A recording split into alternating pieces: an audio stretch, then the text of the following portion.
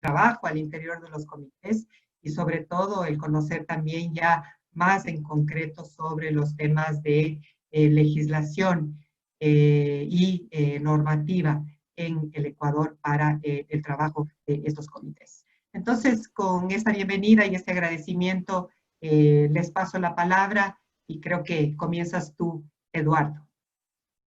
Bien, pues muy buenas tardes, compañeros y compañeros. Un gusto estar con todos ustedes. Esta sesión, como está en el programa, tiene dos partes. Una parte introductoria al tema de normas internacionales de trabajo y el tema de la libertad sindical, y otra parte referida más a la legislación de carácter nacional. Voy a ver si puedo compartir con ustedes mi pantalla. No sé si la están viendo. Me dicen, por favor, si la ven. Sí, se la ve. Sí, Eduardo, Okay. perfecto. Estoy tratando de poner la pantalla completa. Ahí está.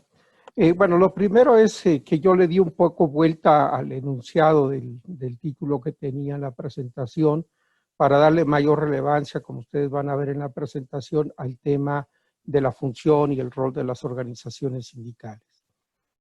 Para mí, un elemento central y vital es ver a los sujetos en primer lugar.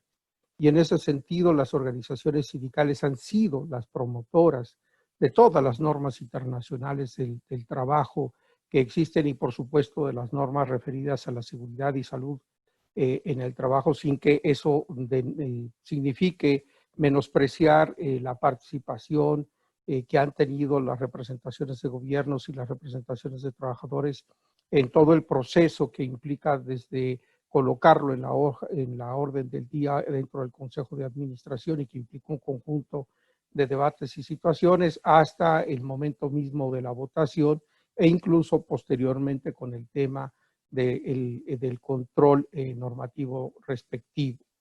En ese sentido, digamos que quien va a velar y tutelar el tema de la aplicación y cumplimiento de las normas en el lugar de trabajo y a nivel nacional, obviamente son las organizaciones sindicales. Cuando hablamos de libertad sindical, hay una especie de tradición en la academia de decir que es un triángulo, ¿no? Porque tiene el derecho de asociación, tiene el derecho de negociación colectiva y el derecho de huelga. Esa concepción es una concepción errónea por limitada, dado que excluye otro aspecto fundamental que yo quiero, digamos, dejar presente, y es el tema de la participación sociopolítica. Es decir, todo aquel conjunto de normas, políticas, programas que se establezcan y tengan una incidencia sobre los trabajadores, tiene que ser de manera previamente consultada con las organizaciones de los trabajadores. Y este es un derecho que está establecido también en el propio convenio 87 de la OIT, e incluso hay otros convenios también referidos al tema de la libertad sindical que incluso desarrollan a mayor profundidad este derecho, como es el caso del convenio 141, en donde se establece de manera explícita la participación que deben de tener las organizaciones sindicales para el desarrollo social y no solamente, digamos, evitar la injerencia, sino promover y facilitar las medidas para el tema de la organización sindical.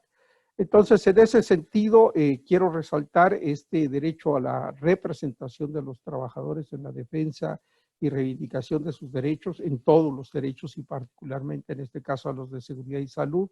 Quiero también en ese sentido señalar que el funcionamiento y la dinámica de los comités mixtos tiene obviamente como un sujeto activo y protagónico a la propia representación de los trabajadores, que en caso de que esté ratificado el convenio 87 debiera de ser a través de las organizaciones sindicales, o donde no esté ratificado, que no es el caso del Ecuador, esa representación debería de darse a través de los mecanismos o criterios establecidos en el convenio 135, que se refiere a que son los trabajadores los que deben de elegir a sus propios representantes.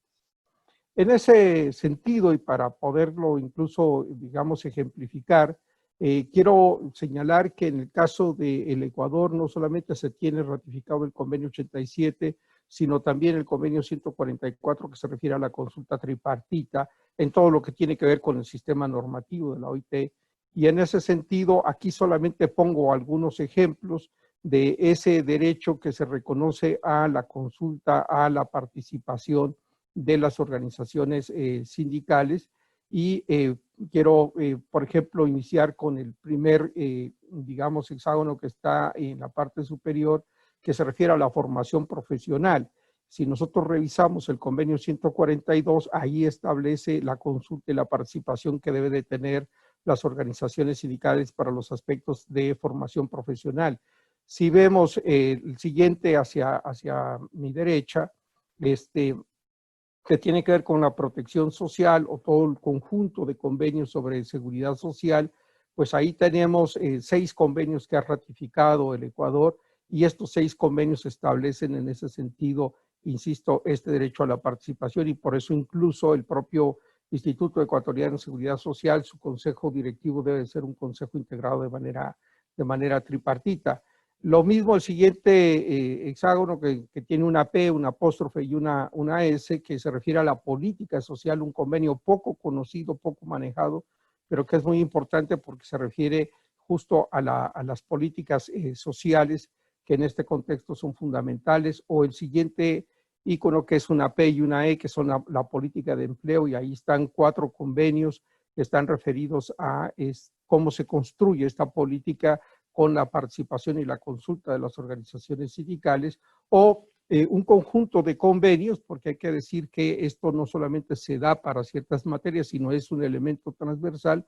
Cuando se ven los convenios referidos a ciertas categorías especiales de trabajadores, ya sean portuarios, sean personal de enfermería, sean trabajadoras remuneradas del hogar, etcétera, etcétera, obviamente ahí también se plantea el tema de la participación sindical, y desde luego también normas que tienen que ver con los aspectos de seguridad y salud, o como en el caso del convenio 182 que se refiere a las peores formas de trabajo infantil, en donde también se hace referencia a esta participación de las organizaciones sindicales y específicamente a el tema referido a la seguridad y la salud de los trabajadores. Entonces, digamos, esa es una de las cosas que a mí me parece que es importante tener presente. Es decir, el tema de la seguridad y la salud es un aspecto central y fundamental del accionar. ¿Por qué? Porque la organización sindical lo que busca es el bienestar de los trabajadores y de la sociedad en su conjunto, y ese bienestar no puede darse aislado, desvinculado de los aspectos referidos a la seguridad, la salud y la vida de los trabajadores y de la población en general. Y por eso también es un componente indivisible de la propuesta que la OIT hace de trabajo decente. Entonces, algunos comentarios específicos sobre algunos convenios que están ratificados y otros que no están ratificados por el Ecuador. Entonces, en ese sentido, la primera cuestión que a mí me interesa plantearles aquí es que ustedes tengan presente cuáles son los convenios que se tienen ratificados sobre seguridad y salud. Entonces, está el convenio 45 sobre trabajo subterráneo, que se refiere fundamentalmente a mujeres, el 115 de protección contra las radiaciones, 119 protección de la maquinaria, el 120 sobre higiene, comercio y oficinas, el 127 sobre peso máximo, el 136 sobre el benceno, 139 sobre el cáncer profesional, 148 sobre el medio ambiente de trabajo y particularmente lo referido a contaminación del aire, ruido y vibraciones, y el convenio 162. Sobre cuáles son en ese sentido entonces los principales aspectos que se establecen en estos convenios y que de alguna manera implican a la propia organización sindical, pues lo primero que habría que decir es que al momento de que se ratifica un convenio por un país, por un estado, este convenio implica una obligación fundamental para el estado que lo hace y que se refiere a la obligación de su aplicación y cumplimiento. ¿Qué significa esto? Significa que tiene que hacerse una revisión y una adecuación de toda la legislación nacional en la materia, sea esta una legislación federal, estatal, sea municipal, es decir, toda la legislación nacional tiene que ponerse en sintonía, en armonía con los postulados del convenio que se ha ratificado. Siempre para mejorar. Si hay cualquier otra norma a nivel nacional que da mayor protección, que da mejores prestaciones a los trabajadores y trabajadoras, debe de prevalecer la norma que sea de mayor beneficio para los trabajadores, y esto lo establece tanto el artículo 19 de la propia Constitución de la OIT como los artículos finales de todos los convenios internacionales del trabajo. Entonces, uno es la legislación. Dos, es el tema de que existan las autoridades, las entidades públicas con las competencias, facultades y atribuciones adecuadas para poder poner en práctica a través de las políticas públicas esos postulados que están establecidos en las normas, bien sea de promoción, bien sea de formación, bien sea para la inspección, para la solución de los conflictos, y todo el tema de la institucionalidad del mundo del trabajo tiene que también ponerse en sintonía para que estas normas puedan en ese sentido también cumplirse. Pero no solamente las instituciones, sino también los planes y programas que tienen esas instituciones públicas de cualquier nivel de gobierno.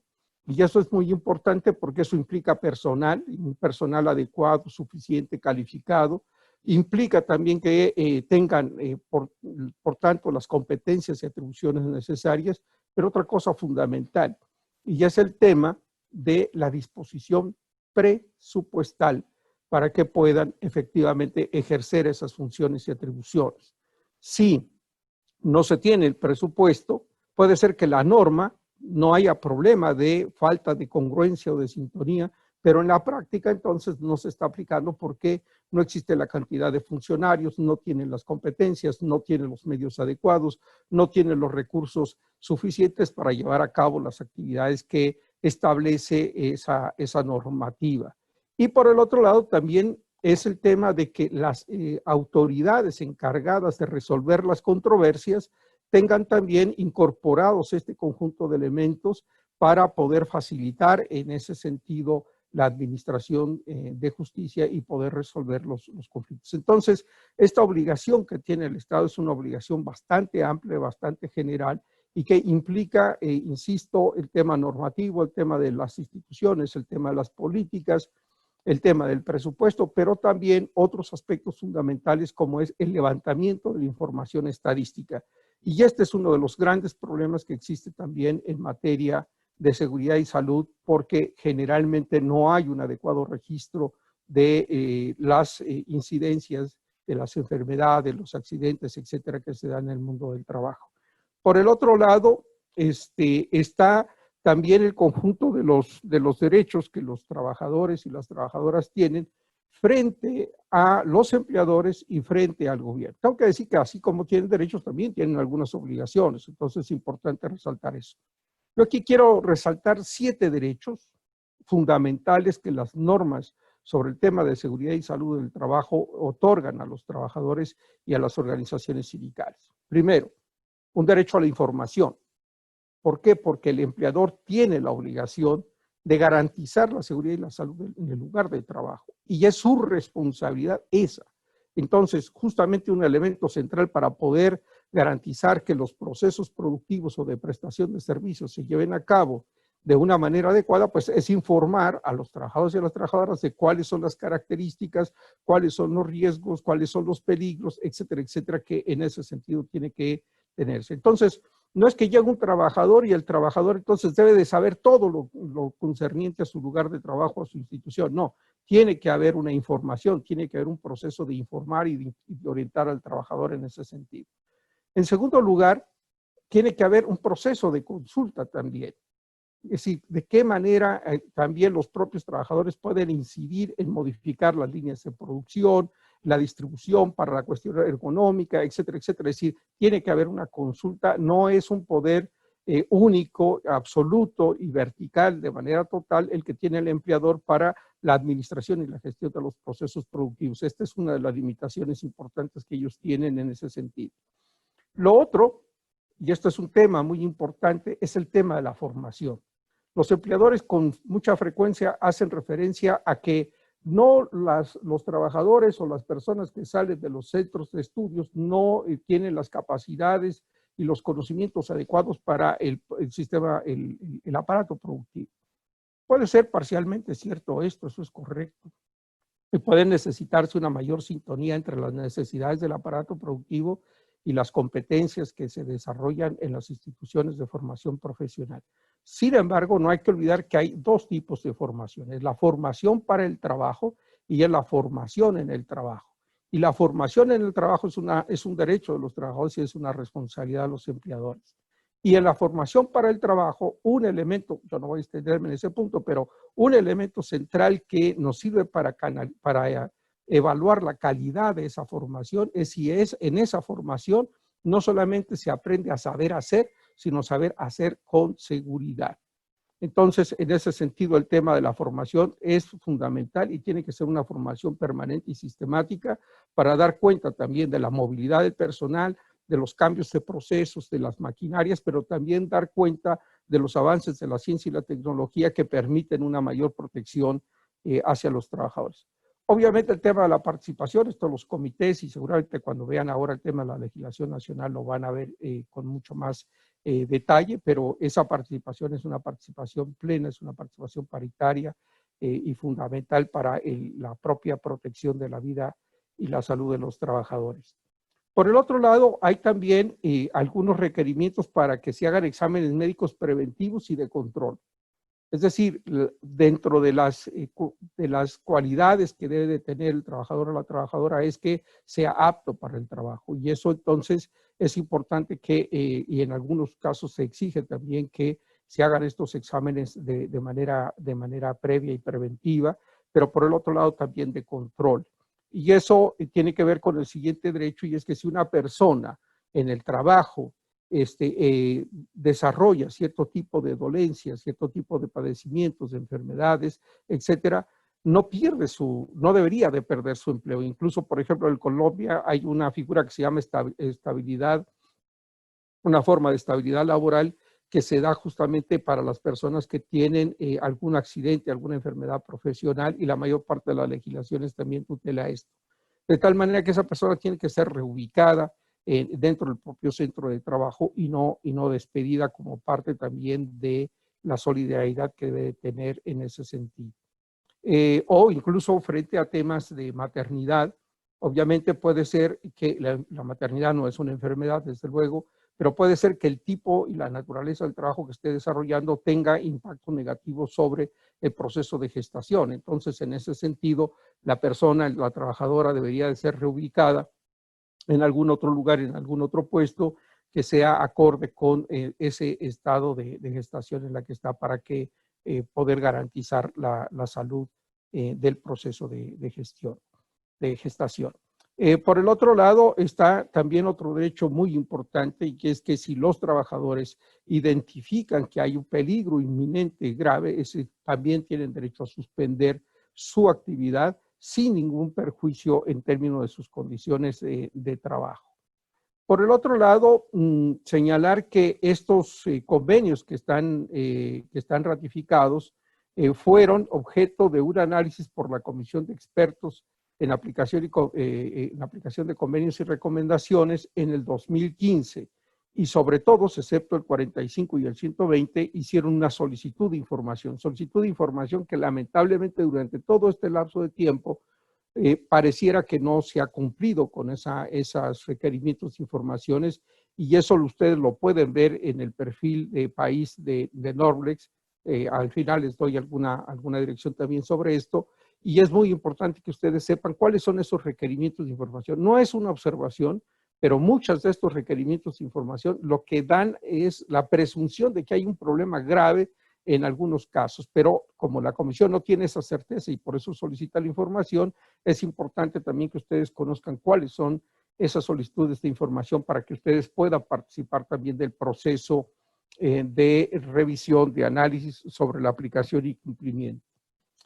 Por el otro lado, dado que este año no se dio la Conferencia Internacional de Trabajo y que el Consejo de Administración lo que hizo fue, digamos, alargar o dar un recorrido a todo el calendario de presentación de memorias, lo que se hace es que del 15 de septiembre de este año al 1 de octubre, los gobiernos, los trabajadores y los empleadores pueden actualizar las observaciones o los comentarios que hicieron sobre las memorias de los convenios que se iban a discutir en la conferencia internacional. Esa actualización es para que la comisión de expertos también revise y ayorne su propio informe.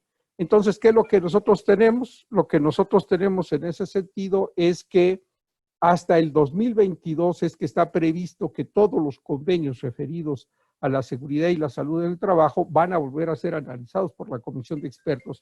Entonces, en ese sentido, es importante que ustedes tengan en cuenta esto y si hay alguna situación grave, bueno, podrían incluso recurrir a la presentación de una reclamación en ese sentido. Sin embargo, hay un aspecto clave y fundamental y es que debiera de solicitarse un proceso de diálogo permanente y sistemático con las autoridades sobre los temas de seguridad y salud.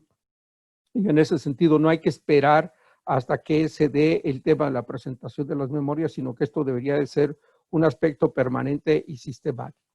Por el otro lado, Ecuador tiene, digamos, un cierto déficit, por llamarlo de alguna manera, la ratificación de convenios internacionales del trabajo. Y ahí están los fundamentales, porque están los que se refieren a la política y a la planificación, pero son también los que se refieren a las medidas específicas que tienen que darse en el propio lugar de trabajo.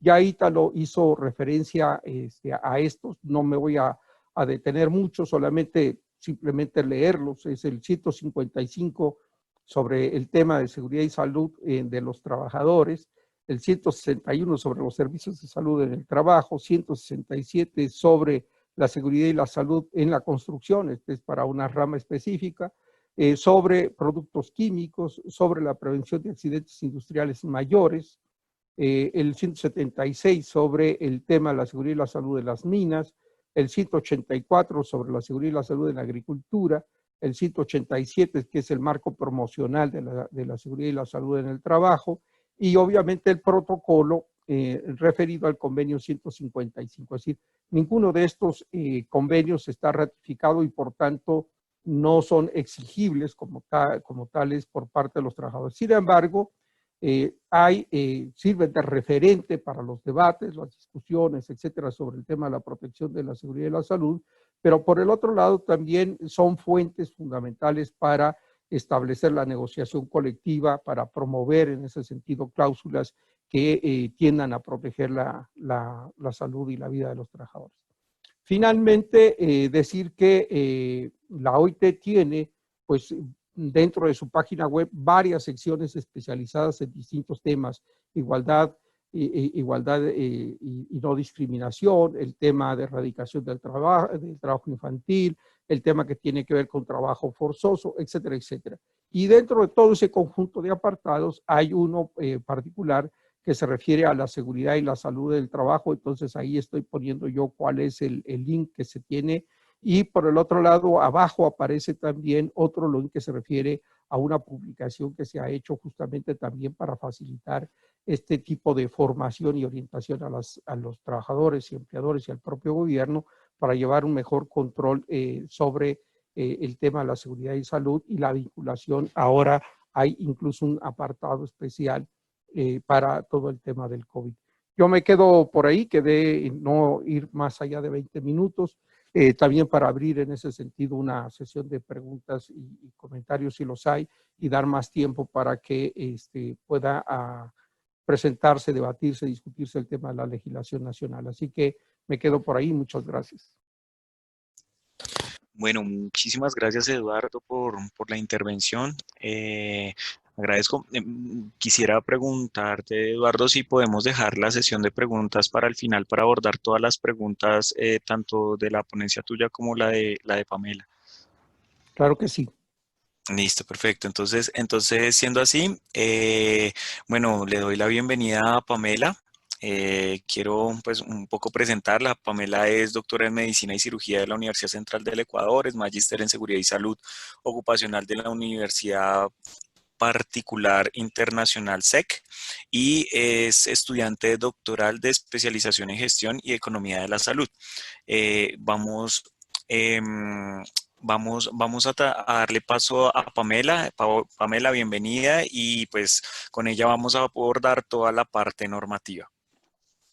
Bueno, buenas tardes con todos. Bienvenidos a este espacio. Quiero agradecer la oportunidad al doctor Snyder Guataquí, coordinador nacional de Vision Fund para la Oficina de la Organización Internacional del Trabajo para los Países Andinos. Gracias también por la participación de Eduardo con su magnífica explicación acerca de los temas legales en general y los convenios que están ratificados con el Ecuador. Represento a la Universidad Internacional del Ecuador, a la Facultad de Ciencias de Seguridad y Gestión de Riesgos, donde actualmente pues hemos sido los pioneros a nivel nacional en la formación de los primeros médicos especialistas en salud ocupacional, realmente un vacío que existía en el país hasta hace el año 2018, ya que las universidades en general en nuestro país lo que hacían es promocionar maestrías en seguridad y salud ocupacional, y pues como lo conocemos, esta es una actividad de tipo multidisciplinaria. Sin embargo, el campo médico estaba totalmente abandonado en ese sentido de formación ya que requieren los especialistas en salud ocupacional, así que hemos tenido una gran acogida en nuestro programa. Contamos con profesores nacionales e internacionales de gran trayectoria y pues estamos justamente por dar inicio a la tercera corte que nos acompañará a partir del 29 de agosto. Así que muy orgullosa de estar con ustedes, de poder compartir el marco nacional referencial en seguridad y salud en el trabajo que acompaña al contexto de la pandemia del COVID. Lo he querido enfocar gracias a la solicitud de Snyder, lo he querido enfocar en ese sentido, cuáles son los acuerdos ministeriales que están actualmente vigentes, ¿sí? Y pues poder establecer justamente los lineamientos que se requieren como base dentro de la parte empleadora para poder llevarlos a cabo en la realidad y pues mostrar un resultado en positivo que creo que es lo que estamos buscando en todos los países, no solo de la región, sino a nivel mundial, es tratar de disminuir el contagio que existe actualmente, y la obligatoriedad pues que se mantiene del retorno al trabajo pues nos obliga a mantener mucho más medidas de control. Voy a proceder a compartir mi presentación y por favor me confirman si es que la están viendo, ¿sí? Perfecto, Pamela, puedes seguir. La estamos Muy viendo. amable, gracias. La voy a poner ahí en completa la pantalla. Bueno, justamente les había comentado que voy a hablar sobre el marco normativo nacional en seguridad y salud en el trabajo en el contexto del COVID, ¿no? Antes de iniciar, considero importante nada más dar un vistazo discúlpenme.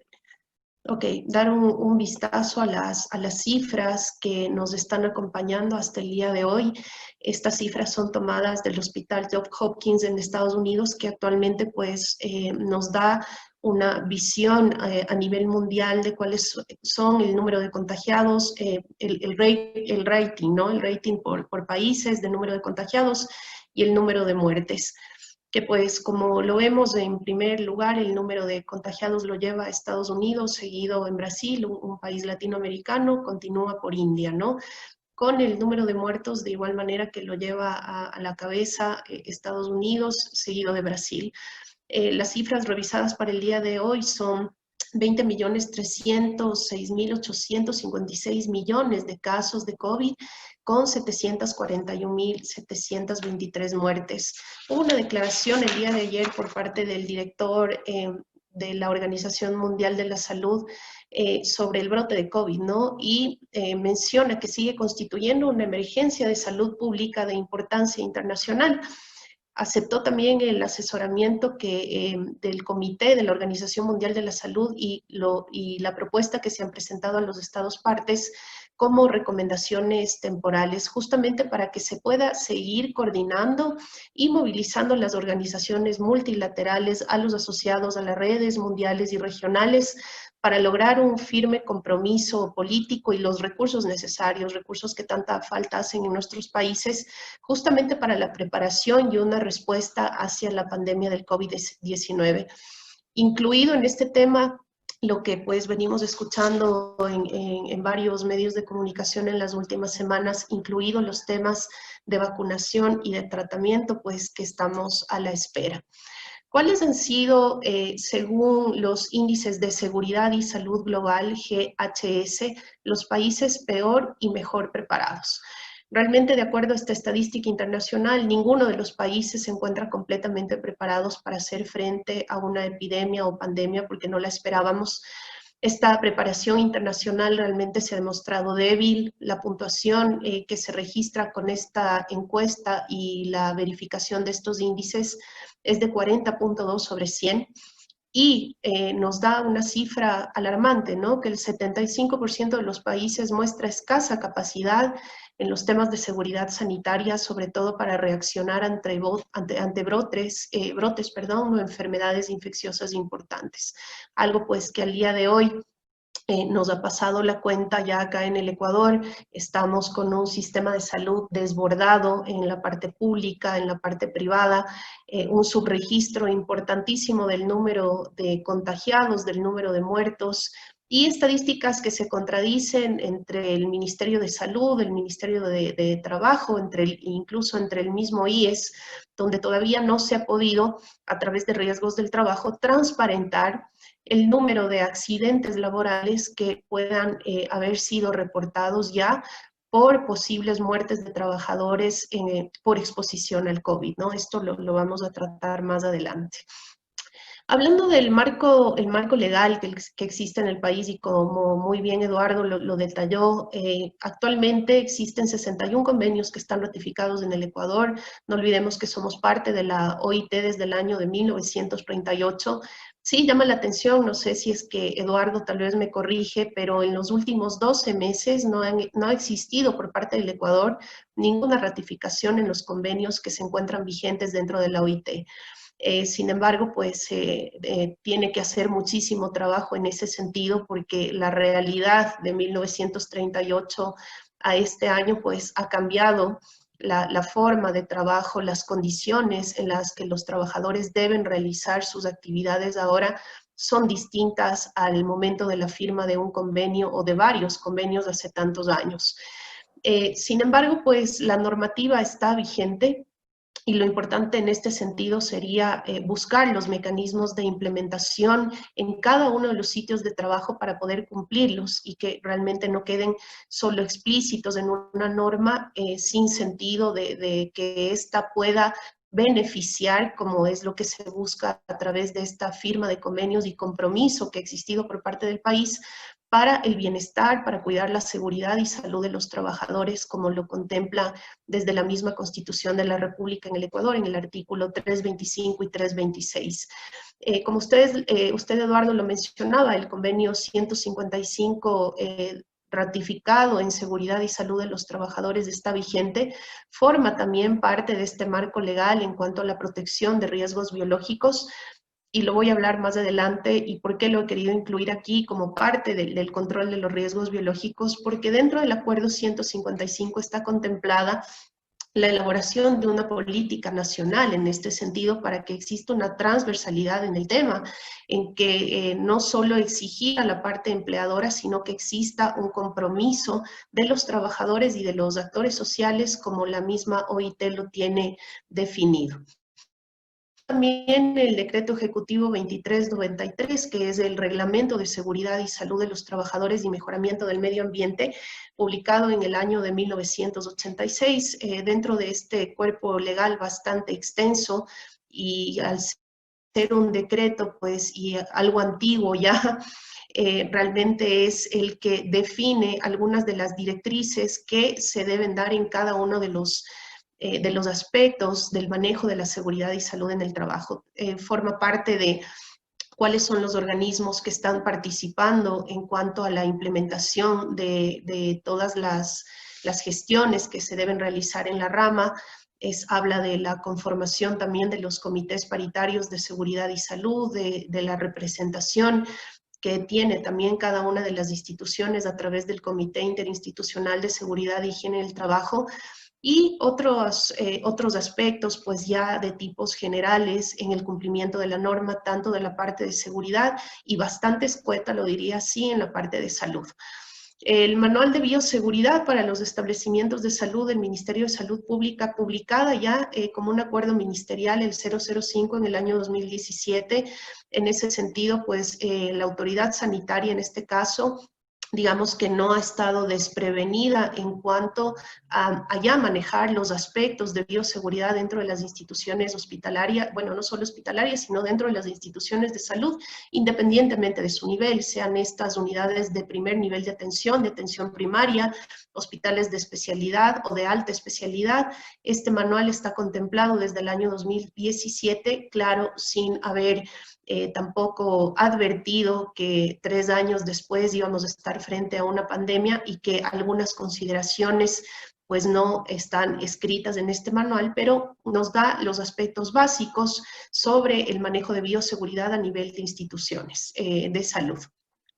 La Política Nacional de Salud, que me la voy a referir inmediatamente después de esta lámina, publicada el año anterior por parte de la Dirección de Seguridad, Salud y Ambiente en el Ministerio de Salud Pública, un documento que lamentablemente no fue consensuado a nivel nacional, pues ya que ahí existen algunas contraposiciones en la parte normativa. Este documento como Política Nacional de Salud Laboral, como lleva su nombre, debía mantener la coyuntura de otros actores como son el Ministerio de Trabajo e incluir a la academia pues para la misma propuesta en general. Sin embargo, está dispuesta como un acuerdo ministerial vigente desde el año anterior y con un rango bueno, más que rango, con un espacio en el que se ha comprometido esta cartera de Estado hasta el año 2025 de poder efectuar y llevar a cabo todos los objetivos que se han planteado en cuanto al cumplimiento de esta política.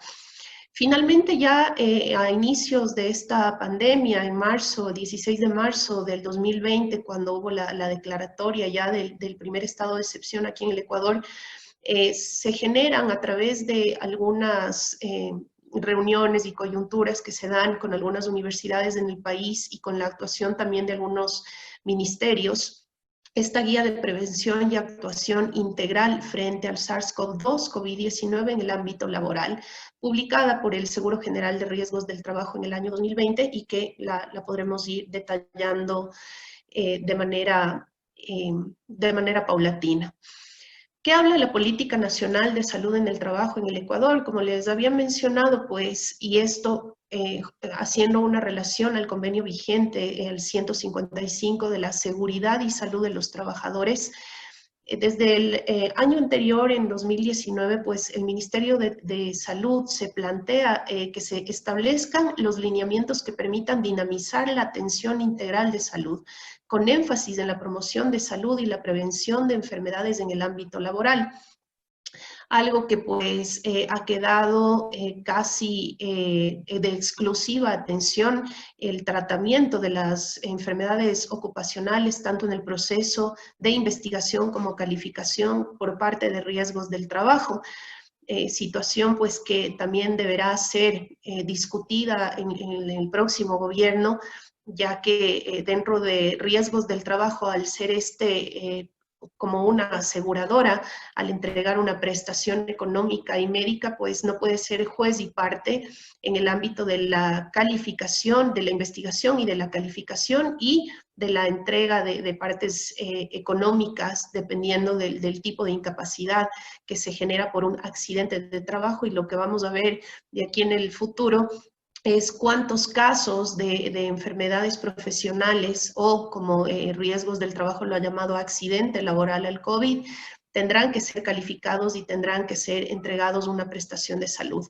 Más allá de eso, la Autoridad Sanitaria Nacional, como es el Ministerio de Salud Pública, se ha planteado hasta el año 2025 poder establecer una línea integral del manejo de la salud en el ámbito de la promoción, es decir, trabajar en la formación, como decía Eduardo, una parte muy importante en nuestros trabajadores y que no solo es obligación en la empresa privada, sino que es una obligación realmente del Estado como tal, trabajar en la formación, en la capacitación de los trabajadores para que pues no existan en un futuro tener que subsidiar o tener que pagar por incapacidades que no permiten el retorno laboral y que no permiten la reinserción laboral. Esto es uno de los objetivos que se ha planteado el Ministerio de Salud.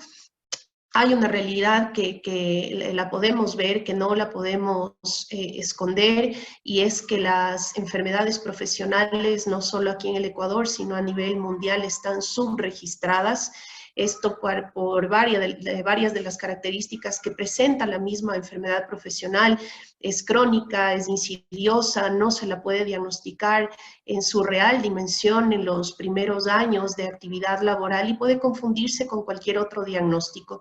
Esto a través de varias encuestas que se han realizado aquí en el Ecuador a nivel nacional, como fue en el 2017 la encuesta nacional de empleo, desempleo y subempleo, y las propias estadísticas del IES hasta el año 2017, esto porque los dos últimos años no se han publicado los boletines estadísticos de la institución, muestran que la realidad del subregistro es evidente, ¿no? Lo que podemos observar es que hasta el año 2017 han existido 150 enfermedades profesionales calificadas, cuando han sido reportadas 1.400. Estamos hablando que hasta este año, más o menos con los despidos que han existido en los últimos meses en relación a la pandemia, pues estamos hablando de 3 millones de afiliados activos, ¿sí? Que para reportar 1.400 enfermedades dentro de esa población, pues termina siendo un número escaso. Esto se debe también a que no existe un sistema que permita de forma actual o en forma real, informatizado, donde se pueda registrar toda la información que se requiere sobre estos temas, ¿no? Actualmente, no sé si sea la realidad, y le pregunto al doctor Schneider en Colombia, pero actualmente acá en el Ecuador, los accidentes de trabajo y las enfermedades ocupacionales no mantienen un sistema de registro estadístico ni para la Autoridad Sanitaria Nacional, que sería la obligada a tener un programa de vigilancia epidemiológica actualizado, donde se puedan generar realmente a través de la visualización de todas esas estadísticas cuáles son las necesidades de trabajo en la real promoción de salud, a qué nos estamos enfrentando como empresas, cuántos de nuestros trabajadores están con una posible enfermedad profesional y que no ha sido diagnosticada. Esto es porque la información no es actual, es porque no podemos contar con un sistema informático que nos permita visualizar esta información de forma adecuada.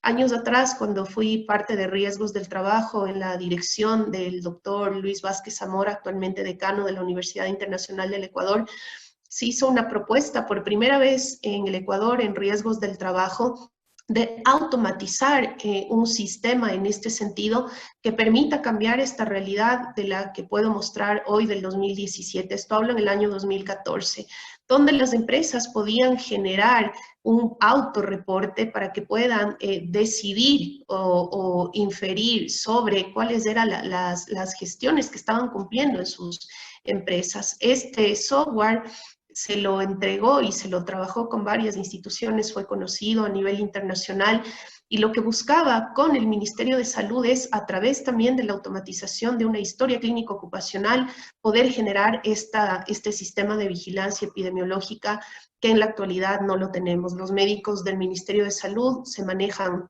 con un formato de historia clínica ocupacional, con 6 formatos de historia clínica ocupacional que lo tienen que registrar manualmente y que a la larga pues nos lleva a tener este subregistro de enfermedades que no están siendo reportadas, enfermedades que están siendo subdiagnosticadas o que están finalmente no identificadas y que dejan de pasar por un derecho ya por parte del trabajador a obtener una prestación en la parte económica y en la parte médica, como lo exige nuestra ley de seguridad social.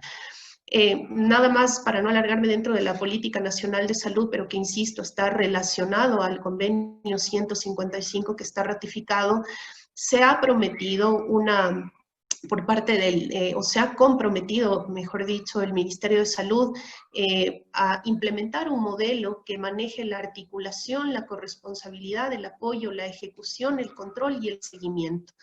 Si es que verificamos cada uno de los modelos a implementarse, pues realmente no existe un cambio sustancial de lo que ya se está haciendo en la actualidad en el país, ya que el Ministerio de Trabajo, o bueno, inicio con el Comité Interinstitucional de Seguridad e Higiene en el Trabajo, ya articula la acción entre las instituciones, ¿no? Ya articulan las políticas entre el Ministerio de Salud, el Ministerio de Trabajo y el IES, en cada uno de los consensos que se pueden llegar a generar a través de este comité que está vigente a través del Decreto Ejecutivo 2393. El Ministerio de Trabajo pues ya realiza sus verificaciones de cumplimiento de la gestión a nivel nacional, con bastante limitación, con un presupuesto recortado en esa dirección de seguridad y salud en el Ministerio de Trabajo, con apenas 17 funcionarios a nivel nacional, para cubrir casi los 2 millones o 3 millones de trabajadores activos en este momento, y el 38% de las empresas que estamos hablando que son empresas de 50 trabajadores o más, ¿no? Aquí tendrán que buscarse otros mecanismos para que la verificación se realice de forma efectiva y oportuna, y esto claramente solo se lo puede hacer a través de la automatización y de la informatización de las estadísticas. Dentro del IES, pues riesgos del trabajo está, mientras no cambie la ley de seguridad social, estará presto a entregar la atención médica en la contingencia de accidentes de trabajo y enfermedades profesionales, y a entregar una indemnización en la parte económica si es que la incapacidad lo amerita. Dentro de esto, pues, ha existido algunas propuestas, y esto en torno al COVID también, con el anterior director del Seguro de Salud Individual y Familiar, acá dentro del Instituto Ecuatoriano de Seguridad Social, y es fortalecer esta acreditación de dispensarios médicos en grandes empresas, es decir, en las empresas que cuentan con más de 100 trabajadores. Aquí hay un programa llamado ProSalud, que lamentablemente, a pesar de que está publicado en esta guía de retorno al trabajo seguro, se buscó desde la anterior dirección a que la mayor cantidad de dispensarios médicos se puedan anexar al IES para poder de una u otra forma hacer que la atención primaria se dé dentro de estos prestadores externos, y poder de esa forma también habilitar con mayor oportunidad de servicio a las instituciones que requieren en este momento mayor cantidad de, mayor cantidad de recursos y de personal para la atención por los enfermos de COVID, ¿no? El fortalecimiento de los establecimientos de salud en medicina preventiva con énfasis en las patologías laborales, pues esto es parte de lo que estamos obligados a hacer dentro de las empresas con nuestra población trabajadora. Insisto, el 80-20, ese es un número que lo tenemos marcado siempre: trabajar 80 en prevención y 20 en curación, hace que realmente se puedan llegar a cumplir estos objetivos. Dentro del ISFA y el ISPOL, que para nuestra seguridad social, digamos, están dispersos, ya que manejan una legislación independiente a la Ley de Seguridad Social, son instituciones de las Fuerzas Armadas como de la Policía, que se manejan con autonomía presupuestaria y con una autonomía reglamentaria también. De alguna forma, pues dentro de esta política nacional de salud ha existido o existe el compromiso de fortalecer la gestión de salud ocupacional en estas dos instituciones, algo que obligadamente se debe hacer, ya que todo el registro de accidentes de trabajo y enfermedades profesionales, tanto para policías como para Fuerzas Armadas, en este momento es un número que no lo conocemos. Dentro de los sistemas de apoyo, pues están ya el Instituto Nacional Ecuatoriano de Estadísticas y Censos, donde se han comprometido a poder realizar el primer censo nacional de salud en el trabajo.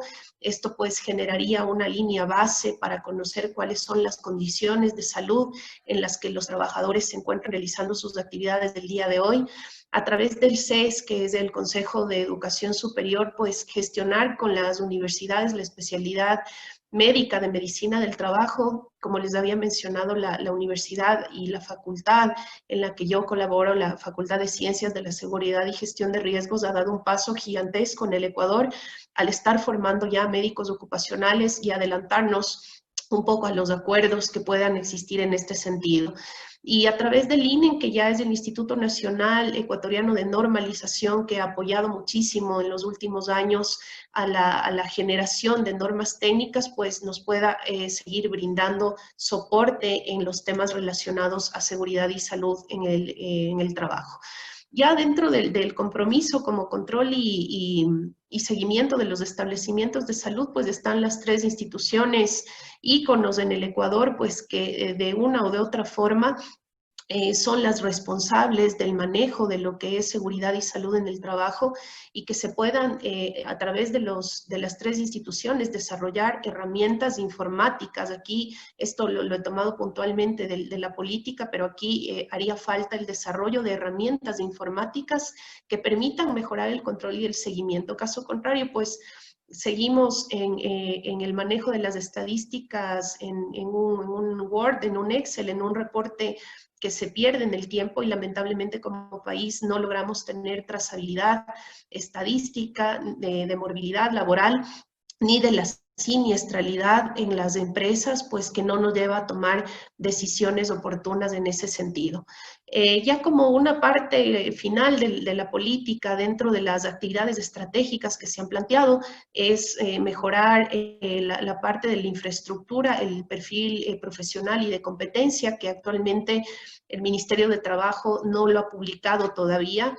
No se ha definido el perfil que se requiere dentro de las empresas para los profesionales en seguridad y salud en el trabajo. Todavía eso es un vacío que existe en la norma. No hay definido un perfil de competencias para que las empresas puedan tomar las decisiones de acuerdo a los riesgos que están manejadas, adecuadas a cuáles son los mejores profesionales que requieren en las áreas. Como les mencionaba, pues este desarrollo del sistema de vigilancia epidemiológica es algo que el país nos pide a gritos, desarrollar una herramienta informática que nos pueda llevar a otro nivel de investigación incluso, y de propuesta de elaboración de protocolos de salud en particular. Y el fortalecimiento de la capacidad de los profesionales sanitarios, esto pues solo se lo hace con la generación de programas innovadores, como lo estamos haciendo en nuestra universidad, y formando a los profesionales del futuro. Entrando ya al tema, al contexto de COVID, en los últimos meses han existido la publicación de varias normativas, tanto por parte del Ministerio de Salud como por parte del Ministerio del Trabajo. Hoy quiero compartir con ustedes extractos de la guía del retorno progresivo a las actividades laborales que se publicó el 28 de abril del 2020 y que fue elaborado o expedido a través de un acuerdo ministerial, el 093, donde claramente en el artículo 3 se define la adopción de las medidas de prevención y menciona o refiere que la responsabilidad del empleador frente a la toma de medidas de seguridad y salud en el trabajo tienen que estar acorde a los riesgos propios de sus actividades, ¿sí? Se debe prever la movilidad de los trabajadores, así como la logística requerida que permita cumplir las jornadas presenciales. Esto, dependiendo del sector productivo, se ha podido cumplir de manera parcial. En otras empresas, lamentablemente, la escasez de recursos no lo ha permitido, y esto pues ha generado también una mayor complicación en cuanto al ascenso de los contagios que hemos visto en las últimas semanas, sobre todo aquí en la provincia de Pichincha. La Unidad de Seguridad y Salud en el Trabajo, o quien hiciera sus veces, dispone la realización de 2 actividades puntuales. La primera, las guías sanitarias, y segundo, las capacitaciones necesarias. ¿Para qué? Para que los trabajadores puedan estar informados, para que puedan conocer sobre la realidad de contagio de COVID y que se puedan aplicar los protocolos oficiales que están instaurados desde el mismo Ministerio de Salud, para que puedan resguardar la seguridad y su salud. Los empleadores también estarán obligados a asegurar que las áreas comunes del centro de trabajo cumplan con los protocolos de distanciamiento social establecido. Y pues como hay responsabilidades y obligaciones por parte de los empleadores, esta guía destaca nuevamente la obligación que existe también por parte del área trabajadora de acatar todas las normas y procedimientos de prevención establecidos por el empleador. Dentro de esta misma guía, de este acuerdo ministerial 093, en el artículo 5 se dispone sobre el trato que deben tener los trabajadores en situaciones de vulnerabilidad. Hay 3 puntos que están contemplados desde el artículo 35 de la Constitución, que habla sobre el derecho y el deber y que tenemos todos los ciudadanos y que gozamos como protección por parte del Estado, para asegurar respeto, dignidad y la existencia decorosa y remuneración justa, ¿no? Amparado en este artículo, se habla también que los trabajadores que tengan la calidad de sustitutos de personas con discapacidad y los que no deban asistir a lugares de trabajo de conformidad con esta guía, están totalmente protegidos para mantenerse o acogerse a la modalidad de teletrabajo emergente en sus domicilios, adaptando las actividades laborales a esta modalidad. Como es de conocimiento, pues hubo algunos acuerdos ministeriales que fueron actualizados desde el mes de marzo hasta el mes de julio, entre el acuerdo ministerial 076 y el 080, que prácticamente dispone lo mismo que está en el artículo 5 de este acuerdo ministerial 093, y es que las personas que estén catalogadas con factores de riesgo tendrán que ser priorizadas para las actividades de teletrabajo. Cuando hablamos de factores de riesgo, estamos hablando de grupos prioritarios y grupos que están considerados también dentro de los grupos de mayores factores de riesgo. Es decir, los grupos prioritarios, las personas adultas mayores, todas las personas que tengan de 60 años en adelante, las mujeres embarazadas, las personas que posean un carnet de discapacidad y que haya sido emitido por parte del Ministerio de Salud con cualquiera de las 5 discapacidades que están reconocidas a nivel nacional, y también los que estén diagnosticados con un cuadro de enfermedad catastrófica.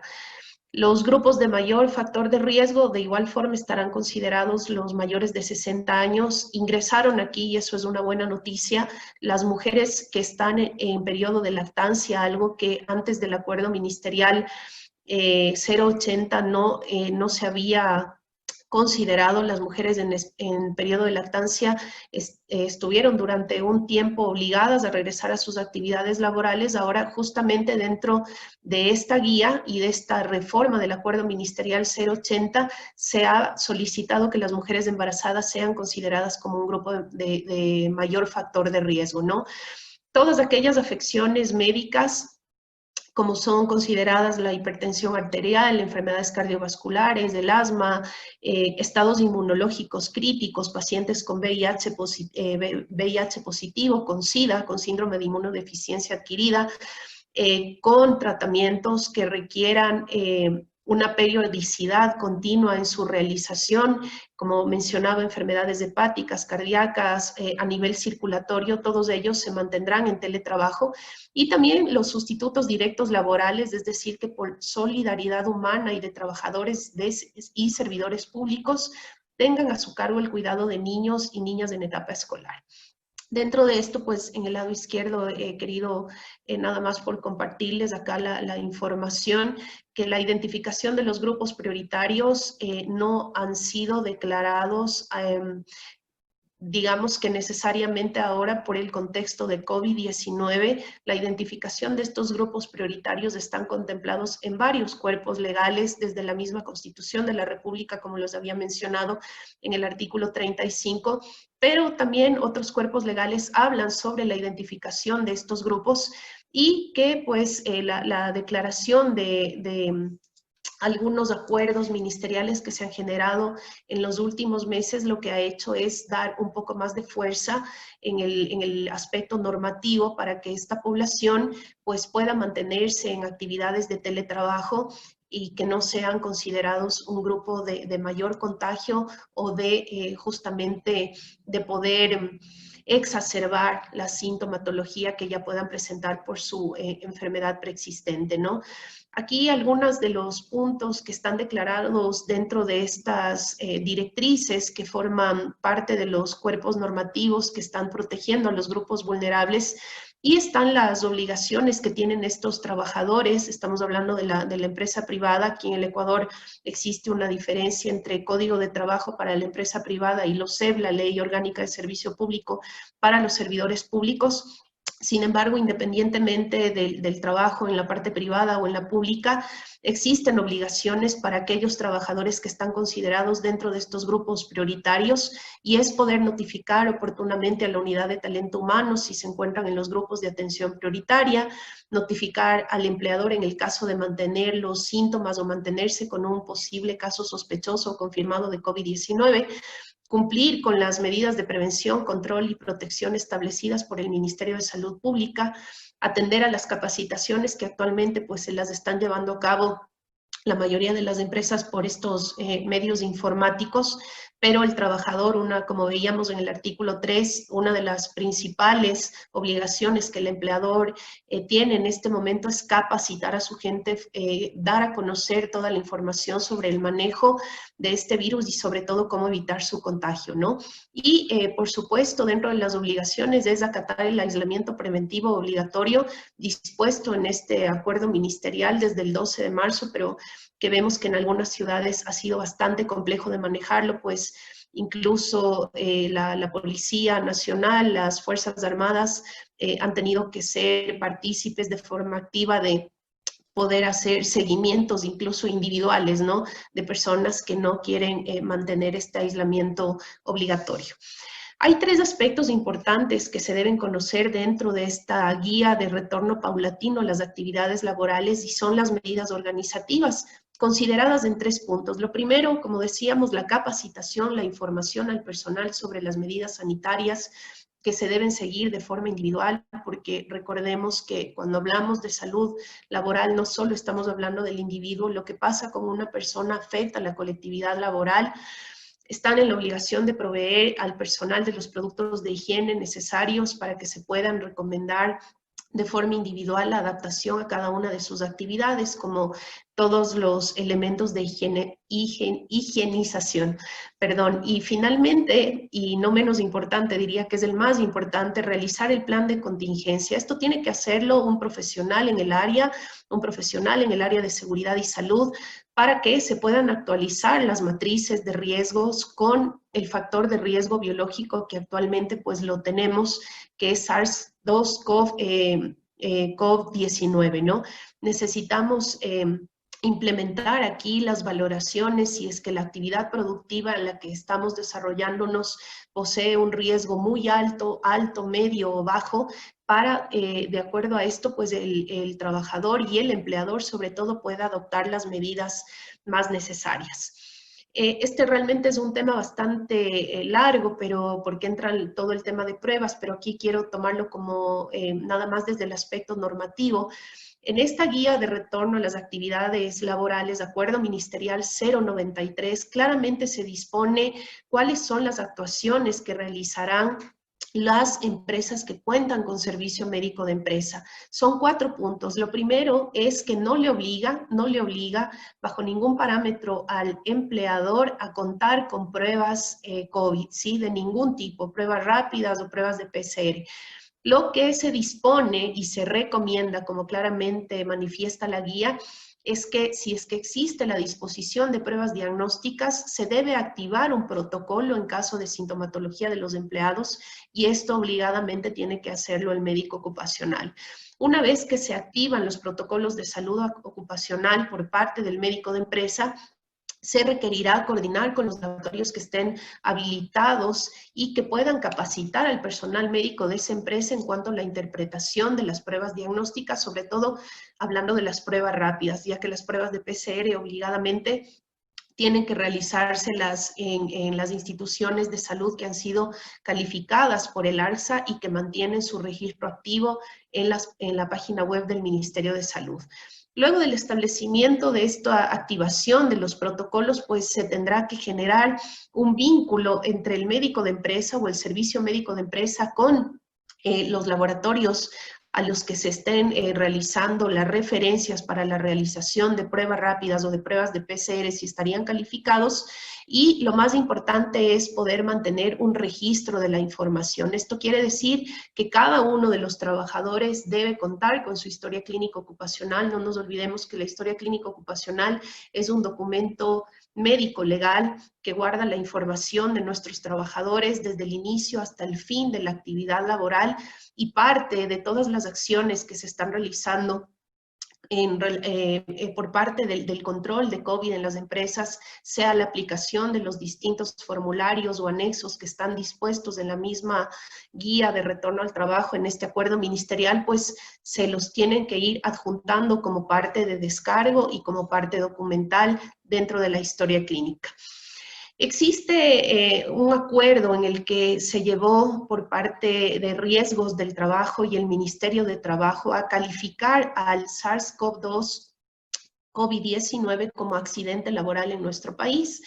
No se lo calificó como enfermedad ocupacional, tomando en consideración el aspecto legal, ya que en el Ecuador, de acuerdo a la resolución CD 513, que es el reglamento del Seguro General de Riesgos del Trabajo, se entiende por enfermedad profesional aquella afección aguda, ¿sí? Aguda. Aquí hubo un cambio desde el 2016, cuando se derogó la 390, donde se consideraba la enfermedad ocupacional como un estado agudo y crónico, pues lamentablemente al cambio de esa normativa y con la actual, desde el aspecto legal, Riesgos del Trabajo no tiene la posibilidad de realizar una calificación de un evento de exposición a SARS-CoV-2 como enfermedad profesional. Así que se lo ha declarado accidente laboral por las consideraciones que están dentro de este reglamento, tanto en el artículo 11 como en el artículo 12, que define al accidente laboral como aquel suceso inesperado que esté relacionado a la actividad laboral o inherente a la actividad laboral y que provoque daño en el trabajador, una lesión, dice, perturbación funcional o daño o la muerte incluso del afiliado. Tendrá esta consideración dentro de Riesgos del Trabajo siempre que pues se hayan cumplido todos los elementos para que en riesgo se pueda comprobar la causa-efecto de la exposición. Es justamente por esto que dentro del lineamiento interinstitucional para el reporte de aviso de accidentes por exposición al COVID-2, Riesgos del Trabajo está aceptando todos los reportes que se pueden hacer de forma autónoma a través de la página web del IES, posiblemente como accidente de trabajo. Sin embargo, la consideración puntual para poder realizar el proceso de investigación lo han dejado para el personal de salud, ya que es el personal que está más expuesto, digamos, con un alto riesgo, un riesgo muy alto de exposición y alto de exposición, todo el personal de salud, no solo me refiero al médico. Sin embargo, insisto, esto es un derecho por parte de todos los trabajadores que si es que pues, la empresa no cumple con el reporte dentro de los 10 días, posteriores al diagnóstico de COVID y pues no lo hace, el trabajador siempre tendrá la autonomía de hacer este reporte a través de la página web del IES y presentar su denuncia ahí. ¿Qué sucede ya en la parte sancionatoria, ¿no? En el no cumplimiento de los articulados y de la normativa establecida para justamente el manejo del COVID por parte de las empresas privadas, pues se aplicarán el Código 436 del Trabajo, que habla de la suspensión de labores y cierres de locales, el artículo 7 del mandato constituyente en el numeral 8, que habla de las violaciones a las normas del Código de Trabajo, ¿no? Y que pues aquí se podrán imponer multas de 3 hasta un máximo de 20 salarios mínimos vitales.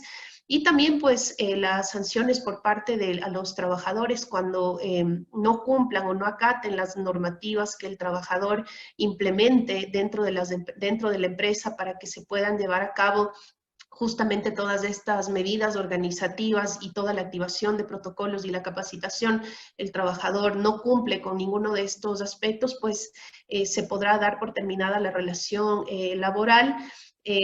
Con un visto, incluso con un visto bueno, ¿no? En aplicación del artículo 172, como está dispuesto en el numeral 7 del Código de Trabajo. Finalmente, dentro de la guía de retorno al trabajo en este acuerdo ministerial están dispuestos las medidas de control general que deben existir en los espacios de trabajo, aquí he realizado una redefinición de lo que está en la guía, DEVA, lo que está en la guía. Sin embargo, dentro de la revisión bibliográfica existe un apartado en la Sociedad Colombiana de Higiene Ocupacional que realmente lleva un aspecto mucho más analítico en cuanto a la toma de medidas de trabajo. DEVA lo mismo que nuestra legislación, pero digamos que mejorada en un aspecto, y les voy a decir cuál. Cuando hablamos de los controles de estándares en el trabajo, es decir, la forma en la que nosotros tenemos ya dispuesta una normativa, un protocolo de salud para evitar el contagio dentro de los espacios de trabajo, es importante considerar la jerarquía de controles, es decir, que no podemos pensar, y esto seguramente ya lo revisaron en la parte de la evaluación de la enfermedad y cómo evitarla sobre todo, pero no podemos pensar en que solo la entrega de los equipos de protección y la utilización de alcohol son las únicas medidas que se deben tomar dentro de los espacios de trabajo.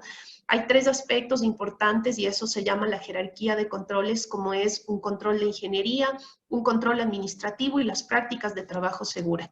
Cuando hablamos de prácticas de ingeniería, será toda la readecuación que se requiere hacer por parte del empleador en los espacios de trabajo, como vimos dentro de las obligaciones que están dispuestas en este acuerdo ministerial, es que todo el espacio de trabajo pueda mantener las condiciones adecuadas para que se dé el distanciamiento social.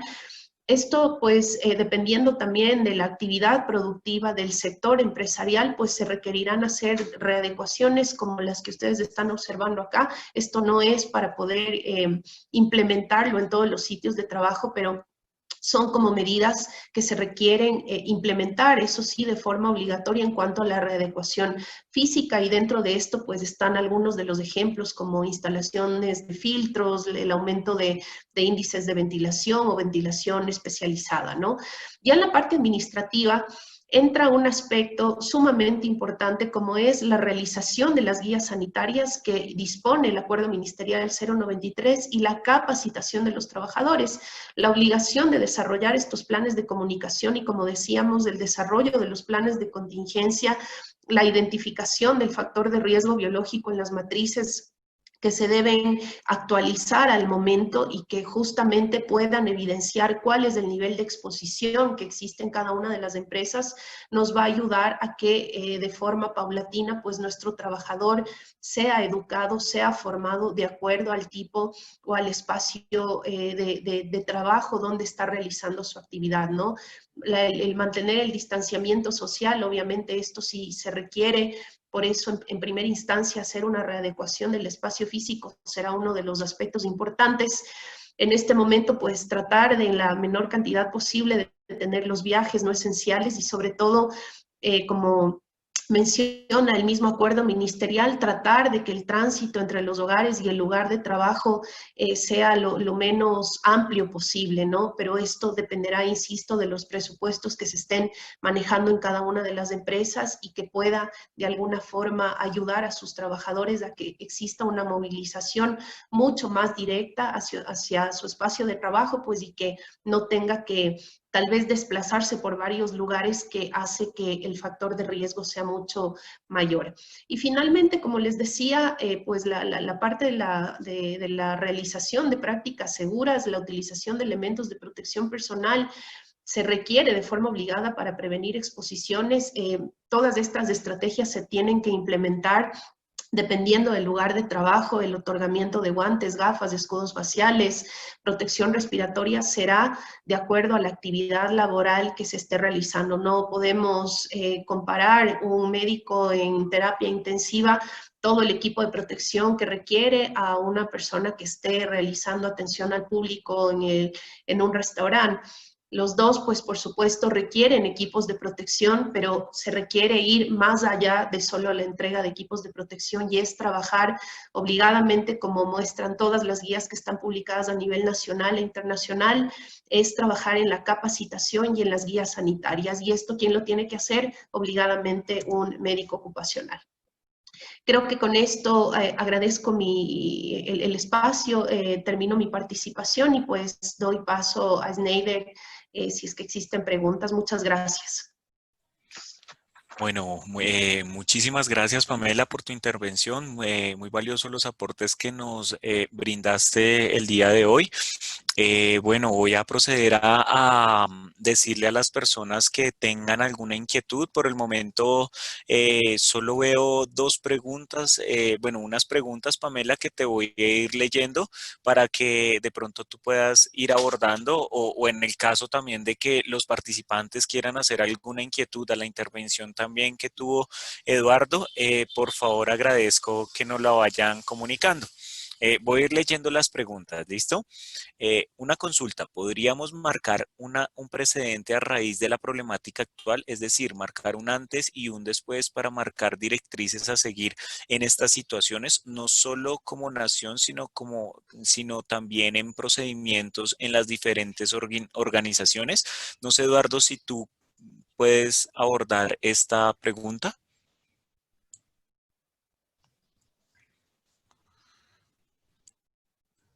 Tienes el micrófono cerrado, Eduardo.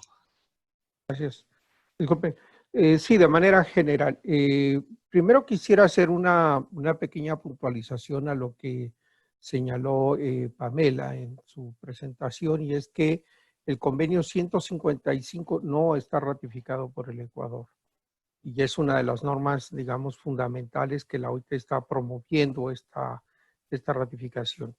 Lo segundo es que me parece que sí, efectivamente hay un antes y un después de todas las medidas de prevención, métodos, manuales, normativas, etcétera, sobre el tema de este riesgo que representa el contagio. Estas medidas obviamente van necesariamente a cambiar el entorno de cómo se construye un entorno más saludable para los trabajadores y trabajadoras. Y yo tengo que decir que no solamente es en el tema del contagio, o sea, yo creo que aquí hay otra serie de situaciones y de impactos que tienen que ver también con la propia salud mental de los trabajadores, ¿no? Es decir, este fenómeno ha generado el trabajo a domicilio, el trabajo a distancia, que tiene una serie de características que dificultan muchas veces esta compatibilización entre el trabajo y las responsabilidades familiares, el hecho de que esto ha multiplicado el tema de comunicaciones, necesidades de coordinación, etcétera, genera en ese sentido unas condiciones de estrés, etcétera.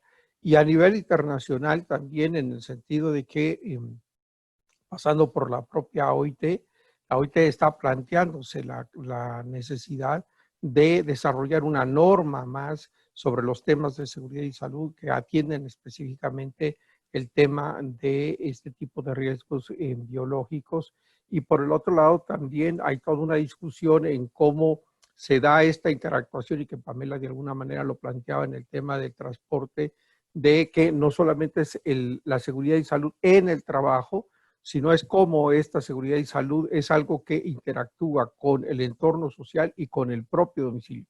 Quizás el ejemplo más típico en ese sentido sea el de las trabajadoras remuneradas del hogar. Entonces, bueno, no sé si con estos comentarios de carácter general he logrado aproximarme a la reflexión sobre la pregunta que se me hace, ¿no? Muchas gracias, Eduardo. Voy a hacer la siguiente pregunta para Pamela. Saludos cordiales. ¿El médico ocupacional de la empresa es quien debe determinar si tiene enfermedad catastrófica o de riesgo? No. La respuesta contundente es no. Las funciones del médico ocupacional es trabajar en atención primaria, es trabajar en la atención de urgencia, si es que existe un accidente laboral o un accidente común dentro del espacio de trabajo. Eso está dispuesto en el Acuerdo Ministerial 1404. Nuestra responsabilidad como médicos, por supuesto, es generar los programas de vigilancia médica en donde ya vamos a poder identificar de forma temprana cuáles son los posibles trabajadores que están presentando temas complicados de salud, los que pueden ser, y ahí hacer una división, los que pueden ser diagnósticos que están relacionados con una posible enfermedad ocupacional o en el caso de que sea una enfermedad preexistente y que pueda complicarse por exposición al trabajo o no. Pero como tal, declarar el médico ocupacional una enfermedad catastrófica no lo puede hacer, porque recordemos que los médicos ocupacionales necesitamos obligadamente de la interacción de los médicos de especialidad. Nosotros no somos médicos especialistas en neumología, en cardiología, en inmunología, en cualquiera de las ramas médicas. Si es que estamos sospechando de una enfermedad, sea cual sea esta, su origen, lo primero que tenemos que hacer es definir si es que está en el lado de enfermedad ocupacional y cumple sus criterios. Caso contrario, tener que derivarlo a un médico de especialidad. ¿Quién será el que defina si es que es una enfermedad catastrófica o no, para que podamos tomar ya medidas de acción a nivel de la empresa y poder dar las mejores condiciones de trabajo a esta persona que haya sido declarada o no como una enfermedad catastrófica? Pero esto solo lo vamos a hacer de una forma ordenada cuando tenemos presente un programa de vigilancia médica y podemos identificar qué tipo de población trabajadora poseemos, pero no somos nosotros como médicos ocupacionales los que vamos a decidir o a diagnosticar si una enfermedad es catastrófica o no. Eso obligadamente lo hace un especialista y nosotros apoyamos con el seguimiento de ese caso, sí. Muchas gracias, Pamela. Hay otra pregunta de Carlos David, quien nos dice, si una persona positiva de COVID-19 hace el aislamiento y cumple con el tratamiento, pero sigue saliendo positivo en los exámenes, ¿debe seguir en aislamiento o no? A ver, ahí hay dos lecturas para ese tipo de casos. Recordemos que hasta este momento no se ha determinado una inmunidad a largo plazo de que el COVID pueda dejar, y la recomendación ahí es que mientras no exista una prueba PCR negativa, esa persona no puede retornar a la actividad laboral porque sería un riesgo para él y para la población laboral. Que se haya mantenido en aislamiento, pues, y que la prueba siga saliendo positiva, insisto, es un tema de inmunidad. O la otra lectura sería que el sitio donde se realizó la muestra de PCR pues no cumple con las condiciones que el Ministerio de Salud ha establecido como certificación del lugar. Así que eso también es muy importante. Les invito a revisar la página del ARCSA, donde se encuentran todos los establecimientos que han pasado por el proceso de certificación y calificación por parte del Ministerio de Salud, que de alguna forma nos llevan a dar tranquilidad de que el sitio al que estamos acudiendo a realizarnos la prueba de PCR, que por cierto es la única diagnóstica, las pruebas rápidas no son diagnósticas, las pruebas rápidas son utilizadas como tamizaje, pero no son pruebas diagnósticas. Entonces ahí la recomendación puntual es que mientras no exista una prueba de PCR negativa, esa persona no puede regresar a su actividad laboral. Gracias, Pamela. Voy a leer otra pregunta acá. Eduardo, ¿vas a decir algo? Perdón. No. Perdón. Es que, gracias. Entonces, bueno, voy a leer otra pregunta. Miguel Borja nos dice, buenas noches, respecto al convenio C045 del trabajo subterráneo, ¿es únicamente para mujeres? ¿Qué pasa con los trabajadores de saneamiento que tienen que laborar en los colectores? Perdón. Pamela, no Sí, sé, o Eduardo. sí, no, ese convenio es un convenio que es un convenio relativamente antiguo, digamos, de la primera generación de los convenios que se refieren a la seguridad y la salud, y por el otro lado también de cómo se daba el criterio de la protección al tema del trabajo de las mujeres. Ese convenio solo se refiere específicamente al trabajo subterráneo, no al trabajo, digamos, que tiene que ver con el sistema de aguas y drenajes, sino básicamente minería. Y en ese convenio se establecen algunas excepciones en donde pueden participar las mujeres, pero básicamente el convenio prohibía en ese momento el trabajo de carácter subterráneo. Es uno de los convenios que está también en un proceso de análisis de posible revisión, puesto que de alguna manera hay también la interpretación de que es un convenio que puede llevar a la discriminación. Por el otro lado, todo lo que tiene que ver con las obras de saneamiento y el trabajo que se hace para ello, entra dentro del conjunto de las normas que tiene que ver con las previsiones de carácter general de contar con un entorno laborable saludable, lo cual en ese caso es realmente complicado y difícil. Por tanto, como decía Pamela, y seguramente Schneider lo ha planteado, pues son distintos niveles, el de ingeniería, el de administración y los mecanismos de protección a los trabajadores para poder desarrollar las actividades sin perjuicio de su propia salud. Y eso puede implicar incluso el tema de la reducción de la jornada de trabajo. Si recordemos que la jornada máxima es de 8 horas, pero esas 8 horas no son obligatorias de un trabajo real y efectivo. Pongo el ejemplo de un buzo. Si yo pongo a un buzo a que esté 8 horas bajo X cantidad de metros del mar, lo que hago es que lo mato. Entonces, estas jornadas tienen también que adaptarse y los tiempos de exposición tienen que adaptarse a la protección de la seguridad y la vida de los trabajadores. Muchas gracias, Eduardo. Voy a seguir con la pregunta de Priscila Delgado. Ella nos dice, saludos. Si un paciente tiene COVID-19, ¿solo necesita reposo y aislamiento o también medicación? Pamela, Sí, perdón, parece que se fue la conexión. te escuchamos. Ah, ya, perdón, disculpe. ¿Me escuchaste la pregunta? ¿Aló? ¿Aló? Pamela, ¿me escuchas? No, Te no, voy a no, repetir no, la no, pregunta, no, sí, mira. ahora sí te escucho. Nos dice, Gracias. Priscila Delgado nos dice, saludos, si un paciente tiene COVID-19, ¿solo necesita reposo y aislamiento o también medicación?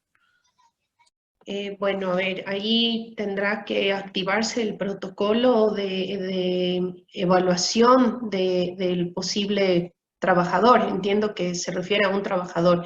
En la empresa tiene que estar levantado un flujo de atención. Y para esto, pues se tienen que reconocer en primer punto la sintomatología del paciente, la decisión de la administración de tratamiento. Esto dependerá pues del médico que esté atendiendo a la persona. Recordemos que existen varias fases de la enfermedad en la que pueden presentarse síntomas generales, en donde se requiera pues nada más reposo y que no exista ninguna complicación. Sin embargo, pues los signos de alarma que tienen que ser transmitidos de forma adecuada a nuestros pacientes o a nuestros trabajadores, si es que hemos identificado estos casos en los servicios médicos de empresa, son justamente hablar de la dificultad respiratoria, del cambio de la coloración de la piel, del aumento del pulso o del aumento de la agudización de síntomas, ¿no? Entonces, en primera instancia, si es que se lo identifica en la empresa, lo que se tendrá que hacer sí es disponer el aislamiento, pero en capacitar y entregar todos los insumos necesarios. La persona puede identificar signos de alarma y acudir inmediatamente a una unidad ya de atención de mayor nivel para que puedan valorarlo, pero tiene que hacerlo obligadamente el médico de la empresa o el médico que identifique, pues entregar una prescripción de forma general donde se darán todas las recomendaciones del caso, sean estas reposo, toma de líquidos, alguna dieta especial, la toma de algún antiinflamatorio no esteroidal o solo la toma de un analgésico tipo paracetamol, pero eso no lo puedo decir de forma tan general, porque recordemos que estamos evaluando a los casos de forma individual, entonces decir que a todos solo vamos a dar aislamiento y no tratamiento médico, o a todos aislamiento y tratamiento médico, todo dependerá de las condiciones en las que se identifique el caso de forma inicial, pero sobre todo mantenerlos informados con los signos de alarma y cuándo es importante acudir hacia el Ministerio de Salud y sobre todo la realización ya de las pruebas, pero pruebas confirmatorias que en este caso son pruebas de PCR. Gracias, Pamela. Miguel Borja nos pregunta y bueno, aprovecho y hago la precisión de una vez de si el convenio 155 estaba ratificado o no ratificado. Gracias, Eduardo, por hacer la precisión. El convenio 155 no está ratificado Así es. en Ecuador. ¿Listo? Entonces, para que lo tengan presente, quisiera darle la palabra a Mauricio Fernando Andrade, quien tiene la mano levantada para que abra su micrófono y pueda proceder a hacer la pregunta. Sí, buenas tardes. ¿Me escuchan? Sí, Sí, señor. buenas tardes. Sí, buenas tardes. Estaba escribiendo ya la pregunta. En todo caso, la planteo en forma oral. Esta pregunta va dirigida a Eduardo. ¿Qué acciones pueden tomar las organizaciones sindicales en el caso del retroceso de derechos, de los derechos originados por la normativa de la OIT que ha sido ratificada en el país, en el contexto actual de debilitamiento de las organizaciones sindicales? Porque hemos compartido experiencias con varias organizaciones, tanto del sector público como del sector privado, que en efecto, gracias a este debilitamiento o producto de este debilitamiento de la organización sindical y de toda la normativa que desde hace 10 años viene en contra de los trabajadores, hay una serie de incumplimientos y permanentes incumplimientos por parte de los empleadores a este tipo de derechos, como los derechos a la información, el derecho a la consulta, etcétera, y todo lo planteado. Eso por una parte. Y la otra, si me permiten hacer otra pregunta, es a Pamela. Quisiera preguntarle qué pasa en el caso de los riesgos psicosociales. Es decir, ¿cuáles son las obligaciones del empleador en el Ecuador con respecto a los riesgos psicosociales? ¿Cuáles son los mecanismos y en el caso puntual hay una responsabilidad de los médicos ocupacionales frente a este tipo de riesgos psicosociales? Muchas gracias por la respuesta. Okay, si quieres, yo inicio la respuesta y después Pamela para la segunda parte. Mauricio, bueno, en primer lugar, muchas gracias por la pregunta. Yo ahí haría la diferenciación de dos situaciones. Uno, si lo que nosotros tenemos es un incumplimiento o si es una falta de aplicación de la norma. ¿Por qué? Porque si se da una norma que es contraria a un convenio o que es contraria a los propios principios constitucionales, una de las vías que ustedes pueden ejercitar en ese sentido es la inconstitucionalidad de la ley o de los preceptos que específicamente son contrarios a esta disposición y que obviamente son los tribunales nacionales los que tendrían que resolver. Si es digamos, un problema distinto, entonces, en ese sentido, son las autoridades también nacionales las que en primer lugar pueden encargarse de, digamos, estos temas que, digamos, hay una falta de aplicación o de cumplimiento, mejor dicho, de la propia norma. Entonces, ahí tenemos los elementos o las instancias de carácter nacional. Puede irse desde una inspección, puede irse desde un arbitraje, puede irse desde un juicio ante las propias autoridades jurisdiccionales o bien hacia una propia acción de inconstitucionalidad, dependiente, insisto, de la naturaleza de si es una falta de aplicación o una falta de cumplimiento. Por el otro lado, a nivel internacional, hay básicamente dos mecanismos a los cuales ustedes pueden recurrir. Uno, que es el mecanismo ordinario, que es para indicar que tal convenio no se está aplicando y cumpliendo, ¿cómo se llama?, por el Estado, y entonces la comisión de expertos se podrá pronunciar sobre ese particular, haciendo observaciones o solicitando información, o si ese caso tiene la solidaridad a nivel internacional, puede llevarse incluso a la Comisión de Aplicación de Normas, pero yo no recuerdo hasta ahora ningún convenio referido a la seguridad y la salud que haya ido a la Comisión de Aplicación de Normas, pero eso no quiere decir que no lo haya, simplemente no lo tengo presente, no lo recuerdo. El otro mecanismo es una reclamación, y la reclamación es fundamentalmente porque el Estado no ha tomado todas las medidas necesarias para garantizar la aplicación y cumplimiento del convenio. Entonces, en ese sentido, la reclamación tiene incluso ahora una modificación que se hizo a su reglamento en el sentido de que se presenta la reclamación y puede ahí solicitarse que haya un espacio de tiempo para hacer una mediación y una conciliación con la participación de la propia OIT. En ese sentido es un mecanismo nuevo, es un mecanismo que está, digamos, apenas echándose a andar, pero que me parece a mí que es una forma que puede ser más eficiente para llevar el control normativo. Entonces, esas serían de alguna manera los comentarios a la pregunta que me haces, Mauricio, y que compartes con los demás compañeros y compañeras. Bueno, gracias Mauricio por la pregunta. Tal vez no escuché bien la última parte, pero creo que estaba haciendo referencia al manejo del factor de riesgo psicosocial. Si es que no me equivoco, si es que es así, por favor le pediría que me vuelva a repetir la pregunta. Recordemos que dentro de nuestra legislación, los cuerpos normativos que hacen referencia al reconocimiento de los factores de riesgo en el área laboral están dispuestos en varios de ellos, ¿no? Si es que hablamos del IES, dentro del Reglamento del Seguro General de Riesgos del Trabajo, reconoce a los factores de riesgo psicosocial como un elemento que puede causar accidente o enfermedad ocupacional, porque está dispuesto como factor de riesgo. Ahora, ¿qué han estado haciendo las empresas o qué deberían hacer las empresas? Recordemos que hace 3 años existió ya una publicación por parte del Ministerio de Trabajo con el Acuerdo Ministerial 082 que habla del control de los riesgos psicosociales en los espacios de trabajo y de la violencia en los espacios de trabajo.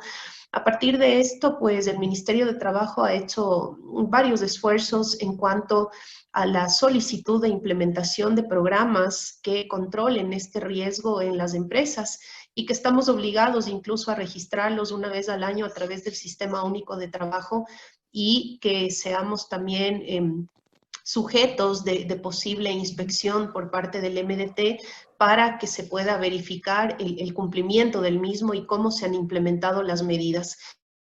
¿Qué se debería hacer ahora en torno al COVID con los riesgos psicosociales? Pues creería que hablando de integralidad, como es el concepto de salud, porque no solo estamos hablando de una afección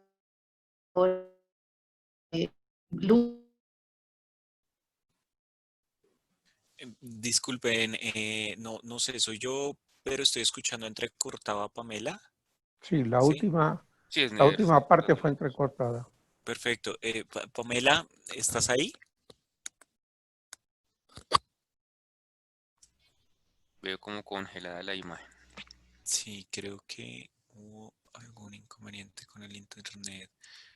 Demos unos segundos. Hola.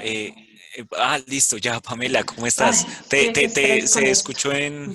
Se escuchó entrecortado Sí. la parte final. Si nos puedes complementar. Sí, bueno, les decía que, bueno, que ahora hablando del contexto del COVID, pues las empresas, como parte de las obligaciones que tenemos es trabajar en todos los riesgos. Esto incluye también la parte de salud mental. Estamos atravesando por una situación económica compleja en la que lamentablemente los presupuestos que se mantienen en este momento para seguridad y salud ocupacional tal vez son el 2 o el 3% del total de lo que la empresa puede hacer. Darle esta responsabilidad al médico ocupacional de la evaluación de los riesgos psicosociales como profesional en el área de seguridad y salud, no soy partícipe, porque los médicos ocupacionales no somos psicólogos, ¿sí? Podemos ayudar al levantamiento de la información porque existen varias baterías a nivel internacional que están estandarizadas para que podamos aplicar varios test dependiendo del tipo de actividad productiva y el tipo de trabajadores que mantengamos. Entonces, podemos cooperar como médicos ocupacionales en las empresas al levantamiento de la información, pero siempre es mejor que un profesional en el área nos pueda dar su opinión sobre el análisis de los resultados y qué hacer ya a nivel de la organización. Recordemos que al hablar de salud ocupacional estamos hablando de un equipo multidisciplinario donde, por supuesto, las decisiones sobre diagnósticos, sobre posibles tratamientos, sobre interconsultas, tenga que hacerlas del médico de forma única.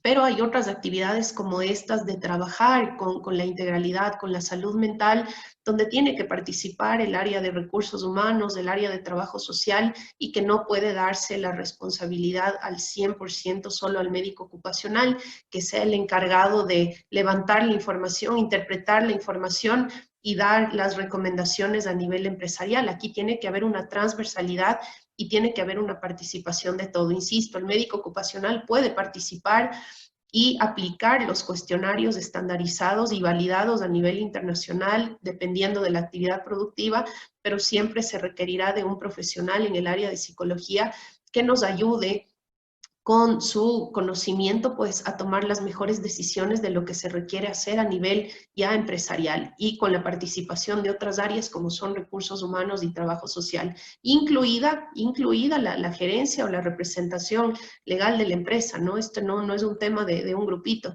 Tienen que participar también los miembros del Comité Paritario de Seguridad y Salud, porque dentro de las funciones de los miembros de este comité es abogar porque se implementen de forma adecuada todas estas medidas que van en beneficio de todos. Entonces es un trabajo conjunto. Bueno, Pamela, Eduardo, colegas, hemos llegado a nuestro fin, el tiempo se nos ha agotado un poco. Yo quisiera, para que pudiéramos ya dar el cierre, sé que tenemos muchas preguntas al respecto, pero pues seguiremos tratando de abarcarlas. Mañana tenemos una nueva sesión a la cual extiendo nuevamente la cordial invitación. No se les olvide que tienen que haberse registrado en el link que se les envió nuevamente para cada una de estas sesiones. Entonces, le daría paso a Verónica para que nos pueda hacer el cierre de la sesión.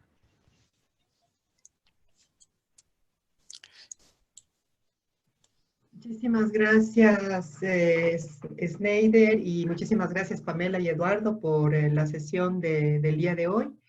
Creo que el contenido de las preguntas se va también centrando en las actuales necesidades de las organizaciones de trabajadores y trabajadoras, particularmente de los servicios públicos que están reunidas el día de hoy aquí durante todo este programa de educación. Decirles que nosotros hemos pensado y creado este programa de educación para poder dar respuestas concretas a lo que estamos viviendo en el mundo del trabajo en nuestro país específicamente, y que de alguna manera el tema de la constitución de los comités de salud y seguridad en el trabajo, su funcionamiento, el rol, las competencias que en este momento tienen y cómo las organizaciones de trabajadores y trabajadoras podemos interactuar de una mejor manera, es algo fundamental y que genera mucho interés y una necesidad latente en este momento. Creo que lo que ahora hemos visto nos abre un primer momento. Vamos a tener la sesión del día de mañana, en donde vamos a aterrizar más en el tema de los comités de salud y seguridad. Y también comentarles a los compañeros y compañeras que estamos viendo la posibilidad también de generar un nuevo momento, un nuevo módulo que vincule este tema también con el tema de la protección social, de la seguridad social. Y que para ello estamos en conversaciones con el equipo de la OIT de los países andinos, y que esperamos que esta sesión o dos sesiones se puedan llevar adelante la semana del 26 de agosto, si no me equivoco, Eduardo. Así es, ¿verdad? Y sobre esto también. Semana del 24. La semana del 24, pero el día 26 que cae miércoles, ¿verdad?